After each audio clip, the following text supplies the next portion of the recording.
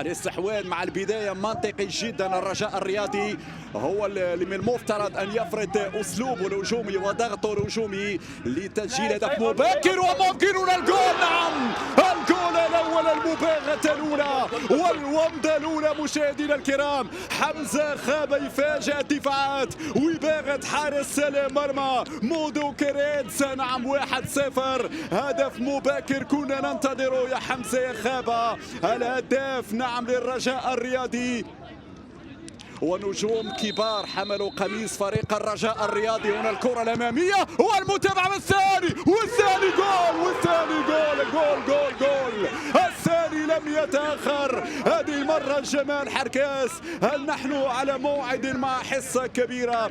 هل نحن على موعد مع فيستيفال أهداف؟ 2-0 في ظرف ربع ساعة. مشاهدي الكرام، اللاعب اللي يمتاز بالضربات الراسية. الكرة في القائمة الثاني وحارس المرمى بعد ذلك لا زالت صعبة. الثالث ممكن ولكن عالية التسديدة لم تكن مركزة. عندهم مشكلة على مستوى حراسة المرمى. الحارس مرتبك، الحارس عنده أخطاء. يعيد لأولو الصعود للعب اسماعيل بالمقدم، ممتاز في ظل غياب الرقابه. الانسلال، عرضيه في القائمه الثانيه، ولكن الهبطي ممتاز. الهبطي يضغط، هذه ممكن جول. الثالث قبل نهاية الجولة الأولى. محمد زريدة يمنح الكتيبة الرجوية ثالث الأهداف بصورة رائعة جدا. تيكي تاكا ودقة بسرعة. الراجع يمشي الأمام بأولو على مستوى وسط الميدان. تمشي كرة في الجهة اليمنى لفائدة فريق الرجاء الرياضي. للسلام بهذه الكيفية لوجود لوضعية تسلل. حمزة خابة، محاولة التسديدة.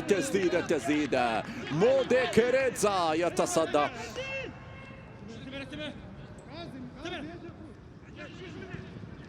تنظيم كأس إفريقيا 2025. هنا كرة الرابع جول.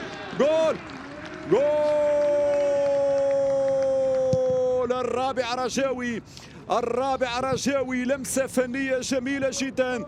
يسري بوزوق يتوج هذا الأداء الهجومي الرائع.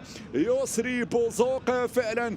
وكذلك اسماعيل تلعب هذه الركنية من الحافظي والرأسية لا زالت رجاوية. الهبطي سدد الكرة. التسديد من زكريا الهبطي والحارس يتصدى. لا زالت رجاوية. الهجمة لا زالت قائمة.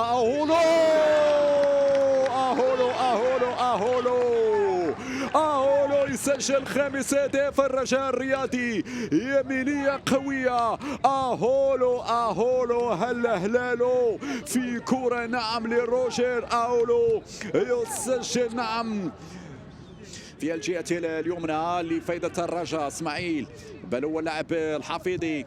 لمسة وتحضير. ها هو الحافظي الآن يظهر والصافرة الحكم المالي تراوري تعلن نهاية المواجهة وانتصار كبير مستحق عن جدارة.